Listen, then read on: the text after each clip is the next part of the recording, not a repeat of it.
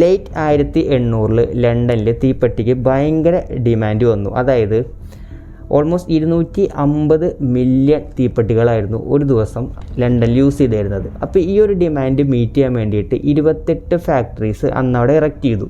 അത്ര തന്നെ വർക്ക് ഫോഴ്സും ഉണ്ടായിരുന്നു. ഓൾമോസ്റ്റ് ഒരു 10 to 12 hours വരെ ആ വർക്കേഴ്സ് കണ്ടിന്യൂസ് ആയിട്ട് വർക്ക് ചെയ്തിരുന്നു. And most of the workers were woman. സ്ത്രീ ജനങ്ങളായിരുന്നു മേജറായിട്ടുള്ളൊരു വർക്ക് ഫോഴ്സ് ഉണ്ടായിരുന്നത്. ഇവർ യൂസ് ചെയ്തിരുന്ന കെമിക്കൽ എന്ന് പറഞ്ഞാൽ വൈറ്റ് ഫോസ്ഫറസ് ആയിരുന്നു. അതായത് ചെറിയൊരു ചൂട് തട്ടിയാൽ തന്നെ പെട്ടെന്ന് വിഗ്രസ് ആയിട്ട് കത്തുന്ന ഒരു കെമിക്കലായിരുന്നു വൈറ്റ് ഫോസ്ഫറസ്. അങ്ങനെ അവർ വർക്ക് ചെയ്ത് അവസാനം അവരൊരു കാര്യം മനസ്സിലാക്കി. അതായത് ഈ വർക്ക് ചെയ്യണ ആൾക്കാരിൽ ഭയങ്കര പല്ലുവേദനയും അതിൻ്റെ ഒരു എക്സ്ട്രീം കണ്ടീഷൻ എന്ന രീതിക്ക് അവർക്ക് താടിയല് ഭയങ്കര വേദനയും, ചിലവരുടെ താടിയല് സർജറി ചെയ്ത് മാറ്റേണ്ടി വന്നു. ചിലവർക്ക് വളരെ ദുർഗന്ധമുള്ള ഒരു പുസ് എന്നൊക്കെ പറയും, അല്ലെങ്കിൽ ഒരു ദ്രാവകം അവരുടെ ജോസിൻ്റെ ഉള്ളിൽ നിന്ന് പല്ലി വഴി വന്നിരുന്നു എന്നൊക്കെ പറയുന്നുണ്ട്.